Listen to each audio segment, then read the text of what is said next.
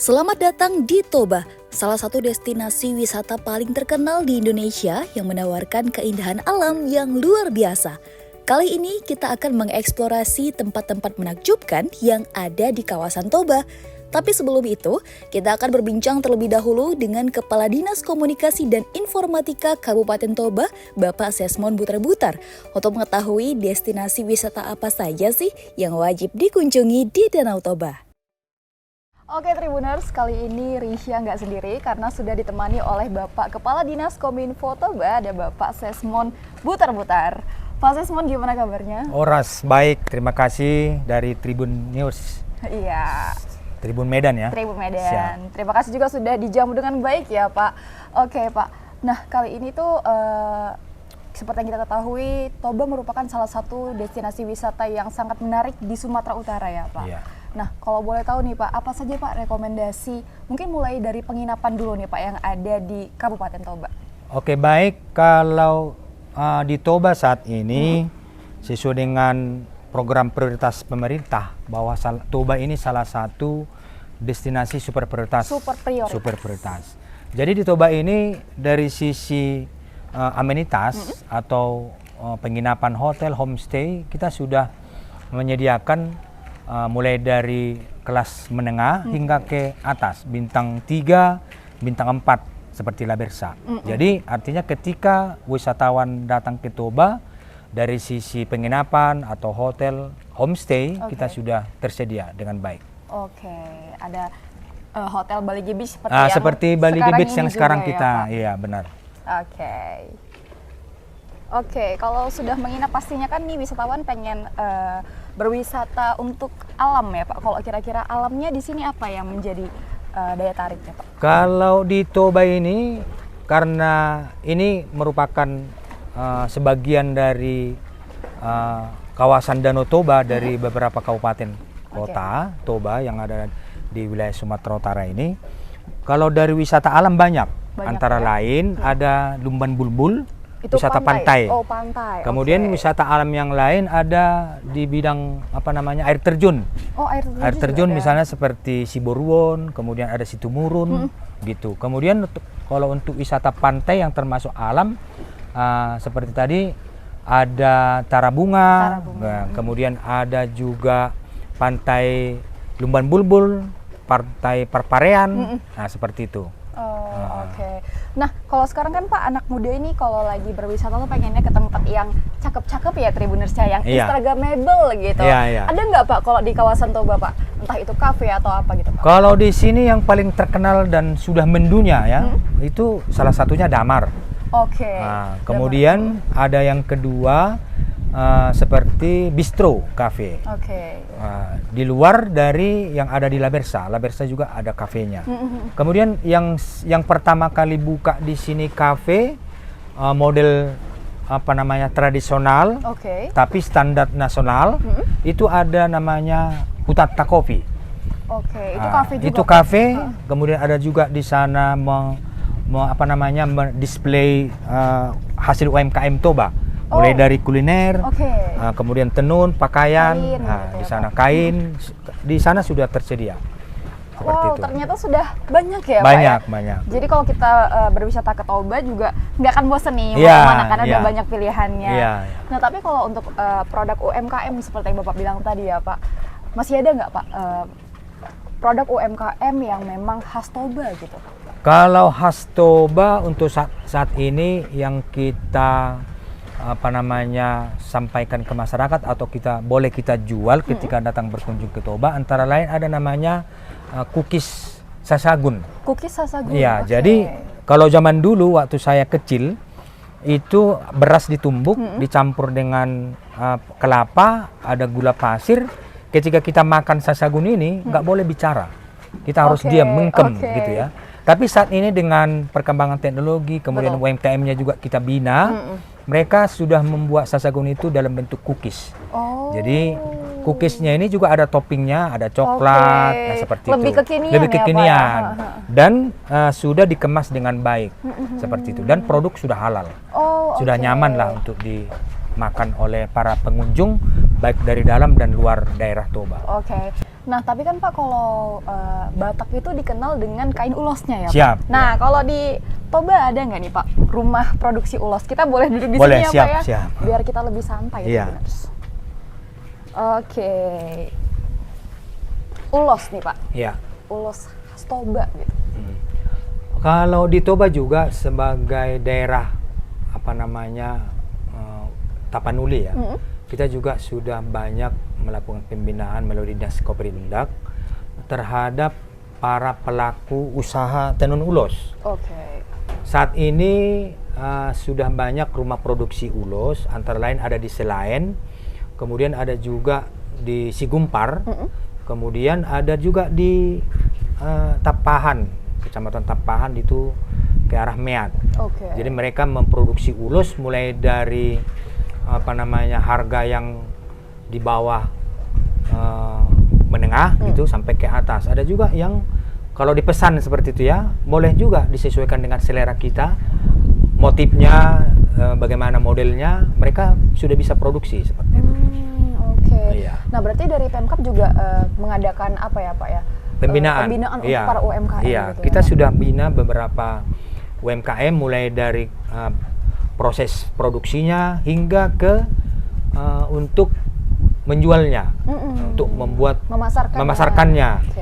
Seperti kita sudah hampir setahun kita sudah membuat semacam marketplace lokal. UMKM yang ada di Toba ini mulai dari kuliner, kemudian tenun ulos, kain, kemudian juga apa namanya ini penginapan hotel dan destinasi yang lain, kita sudah buat marketplace lokal. Namanya itu bisa diakses dari kreatif.tobacap.go.id. Oke. Ya, dan itu sudah di-launching oleh Bank Indonesia tahun lalu. Waktu ada kegiatan bersamaan dengan F1 H2O. Oke. Karena secara umum kan di Toba ini sudah 2 kali F1. Ya, betul. Nah, seperti itu. Kalau jet ski baru sekali. Seperti itu. Jadi memang web tersebut bisa diakses oleh seluruh Bisa kalangan dari diakses manapun dari ya, Pak, ya? manapun, selagi ada jaringan, selagi ada akses internet atau signal internet. Oh, oke. Iya. Mungkin Pak terakhir bisa dikasih harapannya untuk para wisatawan maupun pemerintah Pak agar bisa lebih meningkatkan kunjungan untuk di Toba ini Pak. Oke, baik kepada pemirsa Tribun Medan gitu ya. Kami berharap dari pemerintah, mari kita bersama-sama menjaga, yang pertama pesan kita kepada masyarakat, mari kita menjaga hospitality ya. Kemudian kita ramah, menjaga kebersihan, kemudian harganya juga harus bisa dijangkau. Yes. Jangan ketika ada event harganya dinaikin. Oh, ya, itu Ya, penting. itu sangat penting. Kemudian kepada para wisatawan baik lokal maupun internasional ya, khususnya yang lokal sekitar Sumatera Utara dan bahkan Indonesia, Jakarta, silakan sekarang. Toba sekarang sudah berbenah. Ayo ke Toba, banyak destinasi wisata, banyak sekarang kuliner, penginapan juga sudah, ada homestay, ada hotel bintang 3, bintang 4. Silakan datang ke Toba. Kami dari pemerintah Kabupaten Toba bersama masyarakat untuk melakukan pembinaan, kemudian mengajak seluruh masyarakat untuk hadir di Toba supaya masyarakat ini juga ada multi effect player ya. Dari sisi ekonomi, budaya, sehingga mereka merasakan bahwa wisata itu adalah salah satu sumber kehidupannya untuk kesejahteraan masyarakat. Betul. Mungkin itu saja. Kemudian dari pemerintah pusat, ayo silakan Bapak yang mulai dari pemerintah pusat, provinsi untuk melakukan kegiatan pembangunan di Kabupaten Toba, khususnya perbaikan-perbaikan tempat lokasi wisata yang ada di Toba ini. Kurang lebih ada destinasi wisata desa di sini ada kurang lebih sekitar 30-an. Namun yang paling banyak dikunjungi saat ini adalah salah satunya kalau untuk kuliner atau kafe berbasis pantai atau alam itu Damar. Kemudian ini Balige Beach juga Beach untuk penginapannya yang ada penginapannya ya. Kemudian ada bistro cafe. Kemudian untuk pantai itu Pantai Bulbul, kemudian Parparean. Kalau untuk wisata alam memandang matahari terbenam, nah itu ada di arah Tarabunga. Tarabunga. Sama satu lagi ada itu Bukit Singgolom. Nah, mungkin itu yang bisa untuk saat ini lagi banyak pengunjungnya. Setiap Sabtu dan lagi Minggu. Viral ya, Pak, lagi ya? viral seperti itu. Oke, ini. Nah, Tribuners jangan kemana-mana dulu karena kita mau langsung mengunjungi rekomendasi destinasi wisata yang telah direkomendasikan oleh Bapak Sesmon. Kalau begitu, terima kasih banyak ya Pak. Kita mau langsung gerak ke destinasi-destinasi tadi. Terima kasih. Horas. Horas. Perjalanan pertama kita mulai dari tempat aku menginap, ya Hotel Balige Beach. Yang menjadi unggulan dari hotel ini adalah view-nya yang langsung menghadap ke Danau Toba. Selain itu, terdapat pula dermaga tempat untuk Tribuners bersantai sambil menikmati indahnya Danau Toba. Kalau mau lebih menikmati suasana liburan, Tribuners bisa berenang di 3 kolam yang telah tersedia. Gimana? Jadi lebih menyegarkan tubuh kan? Ya, Tribuners, sekarang Risha mau sarapan karena udah waktunya sarapan. Ikutin terus perjalanan aku, keseruan aku selama di Hotel Balige Beach. Ini dia menu sarapan kali ini. Kalau aku sih tim yang wajib sarapan pakai nasi. Kalau Tribuners gimana?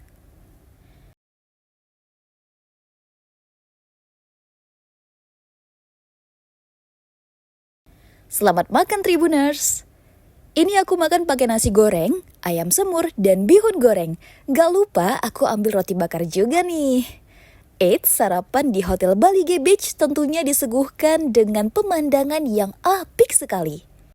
Ya Tribuners, sekarang Risha sudah bersama Pak Mori Aritonang yang merupakan manajer dari Hotel Balige Beach. Pak Mori, Ya. gimana kabarnya Pak? Ya, puji Tuhan sehat. Ya, Alhamdulillah. Oke Pak Mori, ini kan Hotel Balige Beach namanya ya Pak ya? Ya, benar. Apa yang merupakan tonjolan dari hotel ini Pak?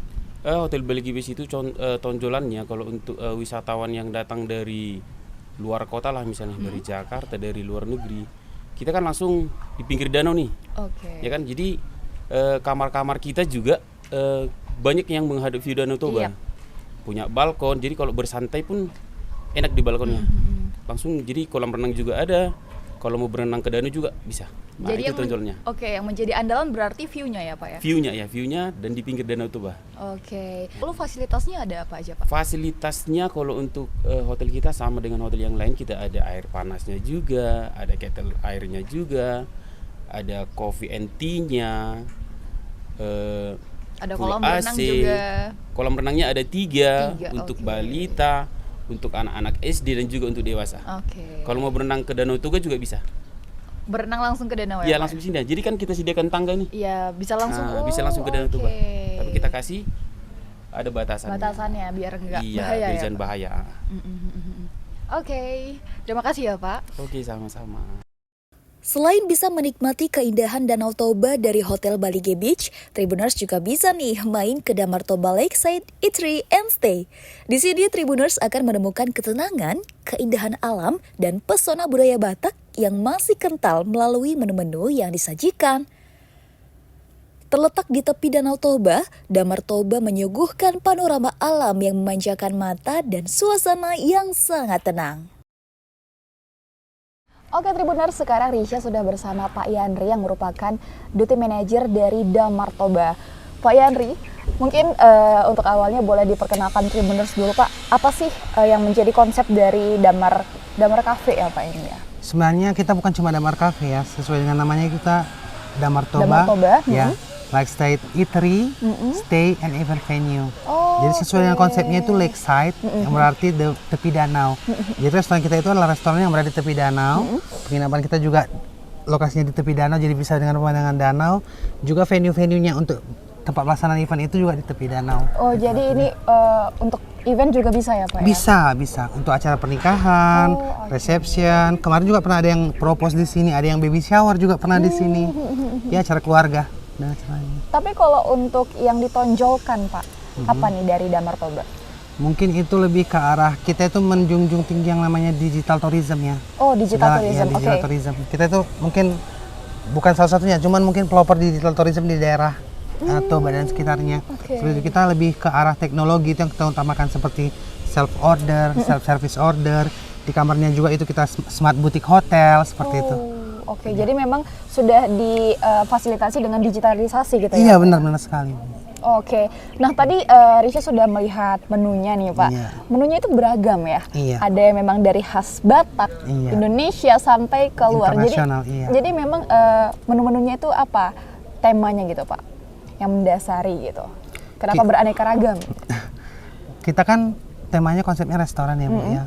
Kita tuh ada yang disebut dengan signature. Signature itu ya mungkin yang masakan kontemporer yang sudah dengan kearifan internasional seperti itu. Misalnya dia kayak iga sapi saksang seperti itu kan. Dia iga sapi, orang mungkin taunya iga sapi itu kan makanan luar negeri, tapi kita manfaatkan, kita olah secara tradisional seperti itu. Saksang yang halal dong. Halal, iya benar sekali, tidak menggunakan darah, itu kelapa goreng.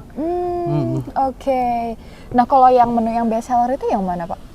Kenapa? Menu yang best seller, yang Best paling laris lah gitu, yang paling banyak peminatnya. Oh itu yang damar signature. Damar signature, Iya. oke. Nah ini pesanan yang aku order sudah datang, tapi aku mau cobain dulu minumannya adalah Leci Darling. Ini tuh perpaduan kopi dan juga ada lecinya, Tribuners, sirup leci. Kita coba ya. Bismillah.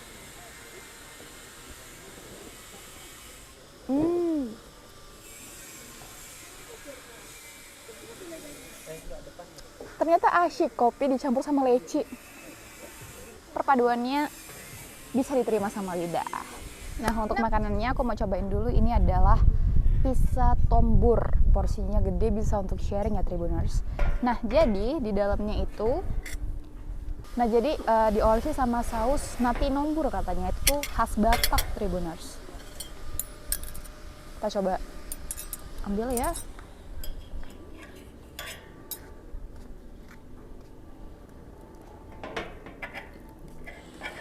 Wow, ini tepiannya garing sangat.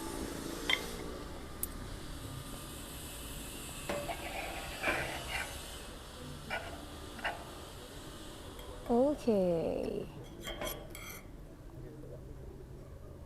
Yes. Kita cobain.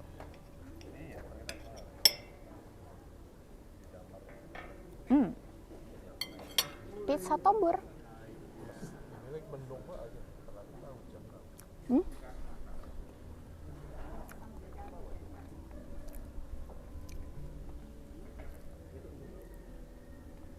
Ternyata andalimannya kerasa kali Tribuners. Agak shock, tapi cocok. Ternyata dipaduin sama pizza.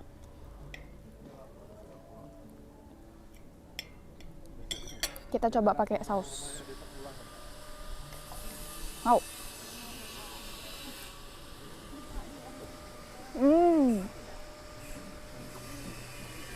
Ini enak. Andalimannya kerasa, kejunya kerasa, ada sosisnya juga kerasa. Mantap.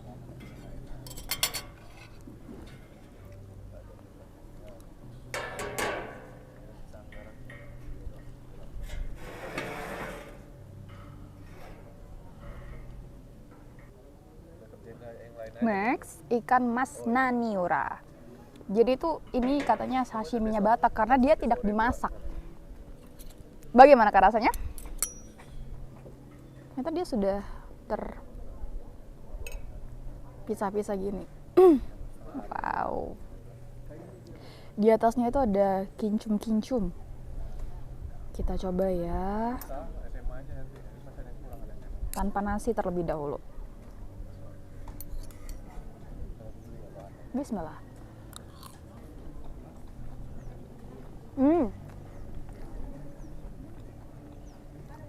Enak.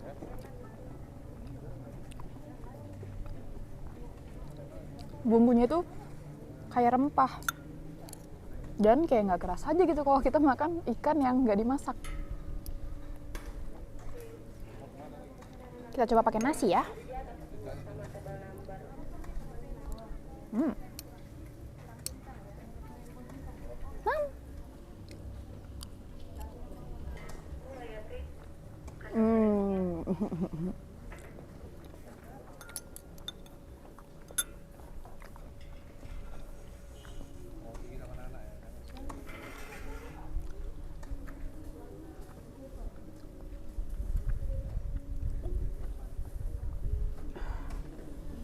Ya, kalau kalian lagi main ke Damar Toba bisa cobain ini pizza tombur dan juga ikan mas naniura. Dua-duanya aku rekomendasiin karena memang seenak itu Tribuners. Dan porsinya juga besar nih ya, pizzanya bisa sharing deh sama teman-teman.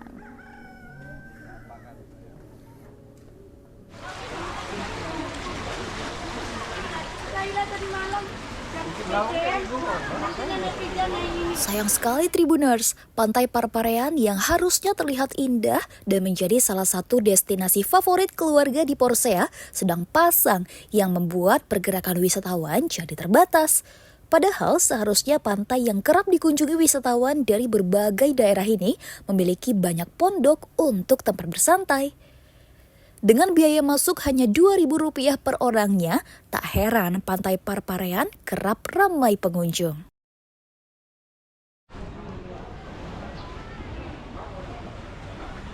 Jualan apa Ibu? Oh iya, saya ada jual sosis, ada pisang goreng, ada nugget. Cemilan-cemilan gitu ya Bu? Iya, cemilan gitu.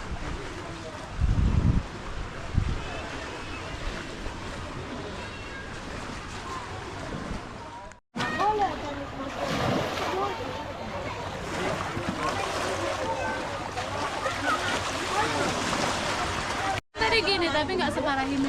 Di Bulbul juga lagi pasar. Tapi masih cantik di sana, ini turun kali. Di Bulbul tadi nggak sampai ke sini, di sananya aja masih ada. Tapi Ibu tahu nggak kalau lagi pasang gini? Tahu sih, tadi waktu dari sana taunya. Karena biasanya memang kalau di Bulbul udah segitu, di sini lebih dalam. Lebih dalam. Tapi biasanya ini masih bisa dipakai ya Bu ya? Nggak segini airnya ya? Kurang tahu kalau itu. Karena baru ini juga. Oh baru ini. Jadi Bu persiapan apa Bu? Udah mau maksudnya mau manggang-manggang tadi. Oh. Soalnya kayak gini.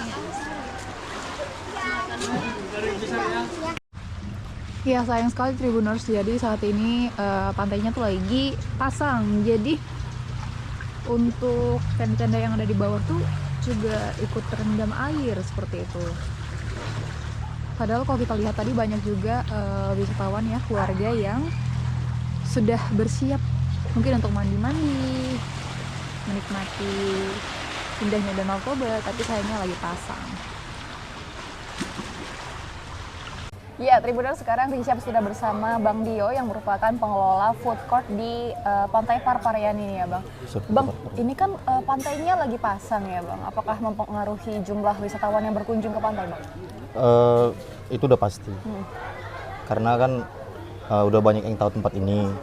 Udah gitu orang yang kemari pun lihat air naik, udah gitu balik mereka. Balik jadinya ya? Balik mereka. Oke, karena memang yang sudah viral itu di mana-mana bagus sekali ya Bang? Iya, bener.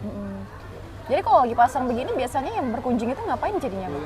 Ya paling kalau mereka kayak takut mandi kan, paling makan. Makan aja. Gitu, makan, habis itu balik. Gitu. Tapi memang berkurang ya Bang? Iya. Kalau untuk tiket masuknya berapa Bang? Kalau untuk tiket masuk kita nggak ada. Cuman ada kutipan retribusi di depan tadi 2.000 per orang. Per orang. Kalau selebihnya untuk parkir segala macam? Parkir paling sama sewa pondok, kamar mandi udah itu aja sih. Kalau sewa pondoknya berapa Bang? Sewa pondok dari harga 50 sampai 100 dia. Oke. Nah lalu pasangnya itu dari bulan berapa sih Bang? Ini mulai perlahan naik dari bulan 10 pertengahan dia. Sudah jalan 3 bulan berarti ya Bang? Ya, udah 2 bulan. 2 bulan. Bang, ini kan yang kita tahu ini kan pinggiran Danau Toba ya. Ya. Kenapa bisa pasang Bang? Seperti laut gitu. Mungkin pertama faktor hujan ya. Faktor hujan. Terus satu lagi ini kan ada aliran sungai ngarah ke Sigura-gura sana. Oke. Yang katanya itu ditutup bendungannya. Oh. Jadi tidak ada air keluar ke sana. Ya, jadi disinilah dia menumpuknya airnya. Dan beberapa hari apakah hujan juga? Ya, di sini kemarin sempat lah hampir sebulan tuh hujan terus di sini. Hujan terus di sini. Ini baru-baru aja panas sih. Cuman nggak tahu malam mungkin bisa panas lagi. Bisa hujan lagi gitu. Oke. Nah kalau lagi nggak pasang gini Bang, biasanya wisatawan melakukan apa aja Bang di situ? Paling foto-foto, terus kulineran. Itu aja sih. Kalau mandi juga bisa Bang? Mandi bisa. Kalau untuk mandi sih masih aman ya. Selama ini belum pernah ada kejadian apapun di tempat kita. Karena juga kita awasin kan. Berapa dalamnya Bang kira-kira? Kalau tepi-tepi? Kalau di pinggir-pinggir ya, kalau untuk ukuran orang dewasa untuk saat ini paling sekitar sedada lah dia udah. Sedada orang dewasa. Sedada orang dewasa. Tapi kalau di pinggir-pinggir ini masih anak-anak masih bisa sih. Oke. Masih aman. Nah kalau kulineran biasanya ada menu apa aja bang? Kalau menu kita menu nasional sih kayak biasa kan, ayam geprek, ayam penyet, ayam bakar gitu kan, mimian lah paling Snack-snack gitu. juga. Ikan-ikan bakar juga ada di sini. Gitunya. Oke, kalau harapannya pengennya gimana bang ke depannya? Kalau harapan sih bisa balik kayak dulu lagi ya. Karena yang orang kenal tempat ini dulu tuh cantik kan. Setelah lihat kondisi yang seperti ini, orang jadi kayak terlalu tinggi ekspektasinya jadinya kan. Karena airnya naik gitu. Tadi kan abang juga ada bilang kalau ada bendungan ya bang, sehingga airnya itu jadi balik ke sini gitu. Iya, Mungkin jadi benar. harapannya gimana bang untuk bendungan tersebut? Ya harapannya agar segera dibuka lah. Jadi kan air dia bisa mengalir ke sana. Jadi tempat ini juga bisa kita perbaiki seperti dulu kan, walaupun mungkin akan sangat jorok sih. Oh iya betul. Mungkin akan sangat jorok kalau untuk air ini. Lalu kerugian yang ditaksir kira-kira berapa bang sejak bulan 10 lalu? Aduh, kalau itu nggak bisa ditaksir sih kalau itu ya, karena tamu kan nih kadang nggak pasti kan. Kalau emang lagi musimnya liburan ya bakal ramai terus kan. Cuman kan kemarin tuh memang belum musim liburan, jadi cuman hari Minggu aja sih. Weekend aja ya bang? Weekend aja. Kalau hari biasa paling orang cuman makan doang sih. Tapi kan ini udah bulan 12 juga ya, udah akhir tahun. Iya. Biasanya berarti harusnya rame gitu ya? Harusnya rame. Oke. Makasih ya bang. Tribuners salfok nggak sama view matahari terbit ini? Yap, ini tuh pemandangan pagi dari Lagos Hotel yang ada di Porsea. Suasana pagi yang dingin dengan iringan suara ayam dan burung membuat suasana hati menjadi bahagia dan semangat dalam memulai hari. Tersedia pula kafe dengan live music yang bisa menjadi opsi bersantai kamu. Menu yang ditawarkan pun beragam dengan harga yang super affordable. Nah Tribuners, kalau biasanya view penginapan di Danau Toba adalah danau, kali ini agak berbeda sedikit nih. View-nya adalah menghadap langsung ke sawah-sawah dan pegunungan.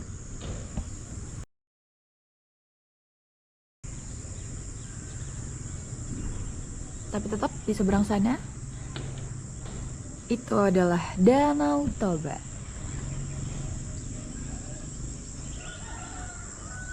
Ini kalau kita sore-sore nikmatin sunset di sini bagus sekali Tribuners.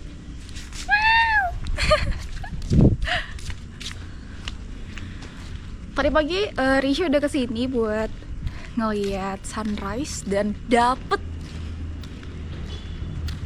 tuh view-nya ke Danau Toba langsung.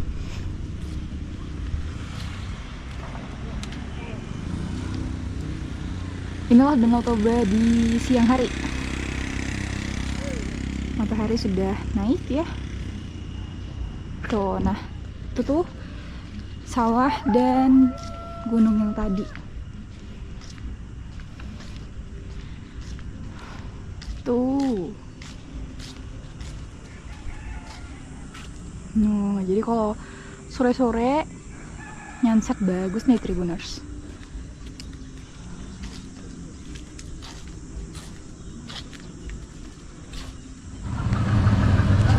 Sekarang Tribuners aku mau main ke seberang hotel karena langsung ke danau. Ini kalau sore-sore cakep nih. Kita ngeliat. Oh, ini ternyata adalah Pantai Pasir Putih Sibolahotang Tribuners.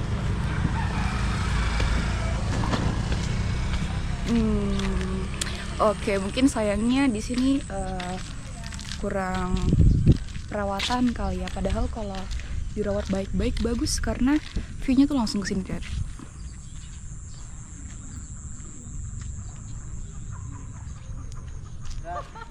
Perjalanan terakhir ditutup dengan main ke Desa Banuahuta, Kecamatan Sigumpar. Yang diketahui, mayoritas pekerjaan masyarakat wanitanya adalah penenun. Tak heran, destinasi ini pun dinamai sebagai Desa Penenun. Saya pun disambut baik oleh Ibu Tiur Masiagian, satu di antara penenun yang ada di desa ini dengan menartor.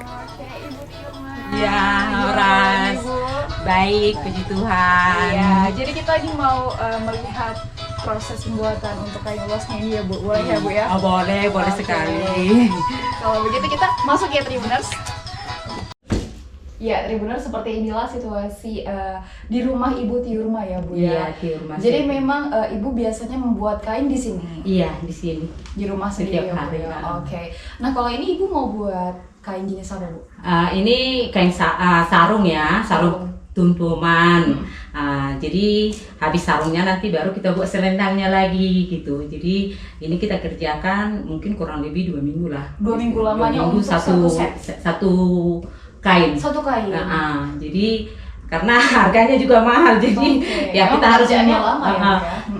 kita harus mengerjakannya lebih berhati-hati dan lebih bagus kita biar kualitasnya lebih baik. Oke. Nah, gitu. Kalau jenis motifnya apa Bu? Ini motif tumtuman ya, tumtuman. Ini tumtuman dari Toba. Jadi ini ocor moror ya, ada bunga ocor moror. Jadi ini kita kerjakan dengan suka hati, dengan senang hati ya, karena inilah yang menjadi pedoman hidup kita dari sini. Biaya hidup kita itu untuk sehari-hari dari sini ya. Ini penghasilan total kayak seperti saya sendiri, ini total penghasilan saya per bulannya dari sini, per harinya. Ya. Oke. Nah, lalu gimana ceritanya Desa Banuahuta ini bisa dinamai sebagai desa penenun, Bu? Kalau desa Banuahuta, khususnya Bustak Nabirong ini ya, itu penenunnya udah dari nenek moyang kita ya. Udah dari nenek kita, ke ibu kita, turun ke kita anak-anaknya, hingga ke anak menantunya. Jadi udah diajarkan dari nenek-nenek yang terlebih dahulu, udah bertenun dahulu kala ya. Jadi kita hanya meneruskan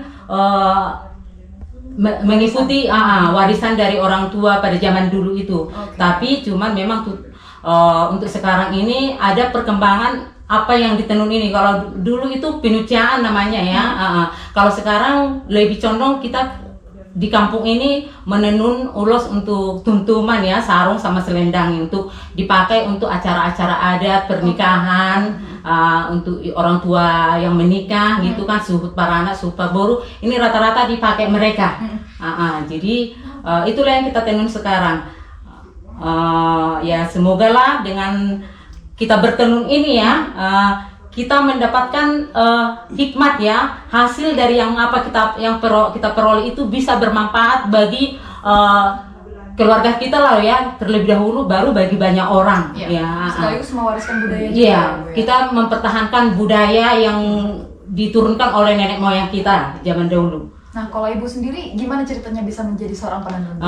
Kalau saya sebenarnya waktu orang tua saya masih sekolah ya, masih SMP, SMA, saya sudah mulai belajar bertenun. Kalau dulu itu tenun saya itu namanya pinucaan ya, kepala kuca warna putih. Itu harganya pada zaman tahun 80-an ya, 80. Harganya waktu itu saya harga 7.000 lah saya tinggalkan ya. Masih Harga 7.000 rupiah ya? Iya, 7.000 satu ulos gitu ya. Kira berapa lama lagi nih Bu waktu untuk menyelesaikan? Ini bisa 4 hari lagi atau 5 hari lagi. Sebentar lagi berarti ya Bu ya? Kalau nggak ada acara-acara ya. Kadang kita ini banyak keluar ya, banyak kegiatan istilahnya Jadi kita. menenun ini bisa dikerjakan kapan saja gitu? Kapan saja, makanya kita istilahnya nggak seperti ke ladang ya. Harus pagi, pulang sore. Kalau kita mau main pagi, bangun tidur, bisa kita langsung kerjakan. Mau sampai malam, pokoknya di mana mood kita. Kalau mood kita kerjakan. Iya, kalau mood kita kerjakan karena nggak ada yang ngatur kan. Kecuali memang misalnya ada pesanan harus mendadak gitu ya kan. Harus siap ini, barulah kita kerja banting tulang gitu. Lembur ya Bu ya? Iya, harus lembur untuk ngerjakan pesanan gitu. Kalau harus siap tanggal sekian katanya gitu kan. Tapi Bu memang menikmati Bu untuk menenunnya? Kalau saya sih udah sangat menikmatinya, sangat bersyukur. Bahkan ya, ya itulah harapan saya ini jangan ada putus-putusnya ya, terus berlanjut. Terus. Jadi anak-anak cucu kita pun nanti istilahnya bisa menikmati hasil dari menenun ini. Jadi kalau kita lihat orang-orang juga ya, kalau kita lihat di sini benar-benar memang sangat menikmati ya. Boleh dilanjut terus ya Bu ya? Oke. Semangat Bu. Iya, terima kasih udah datang berkunjung ya. Iya. Karena biarlah ini benang emas saya berantakan. Itulah benang-benang yang kita pakai kan, macam-macam. Jadi ya semoga lah hasil-hasil yang kita kerjakan diberkati Tuhan ya, sehingga menjadi berkat bagi kita, bagi keluarga, bagi banyak orang. Itulah yang kita inginkan dalam hidup kita ini. Oke. Nah, Opung boleh dijelaskan sejak kapan menjadi penenun? Saya penenun ulos semenjak tahun 1991 hingga sekarang. Jadi daripada penenun ulos ini stop, saya turunkan ke anak-anak saya. Anak saya yang ini namanya Nanianti Hasibuan. Dia sekarang sudah jadi penenun ulos, sudah jadi penerus. Di kampung kami ini bukan cuma kami yang penenun ulos. Banyak penenun ulos di kampung ini. Kampung ini namanya Bustak Nabirong, Desa Banuahuta, Kecamatan Sigumpar. Kami menenun ulos ini atau tuntuman ini bisa menambah pencaharian suami kami. Kami dapat duit untuk belanja sekolah, belanja sehari-hari, menafkahi anak-anak, membantu suami lah kerja. Jadi selama ini kami menjadi penenun ulos ini sangat bangga karena bisa mendapatkan duit setiap bulannya. Kami sangat senang mengerjakannya. Dan kami dapat menghasilkan uang dari hasil tenunan kami. Dan uang tenunan ini sebelum selesai kami bisa kasbon dari toke dan akan kami bayar atau akan dibayar lunas setelah tenunan kami selesai. Dan pekerjaan suami kami di sini atau laki-laki di sini dominannya ke ladang dan ke kebun dan menghasilkan padi, jagung dan ubi. Kami menenun ulos ini ada bantuan pemerintah. Contohnya alat-alat tenun sepasang untuk seorang. Jadi benangnya juga dikasih. Tapi itu kalau kita bikin agunan atau proposal. Jadi kami juga sangat bangga melihat pemerintah karena agunan kami direspon atau dipenuhi. Jadi mulai sekarang kami minta ke anak-anak kami yang masih di bawah umur nanti kalau udah besar biar bisa meneruskan menenun ulos ini. Dan juga kepada orang-orang yang mau melihat melihat tenun kami ini, kami bertenun, bolehlah datang ke Bustak Nabirong, Desa Banuahuta, Kecamatan Sigumpar, Kabupaten Toba. Kalau butuh tenun kami ini bisa dipesan dari kami, orang Bustak Nabirong. Terima kasih.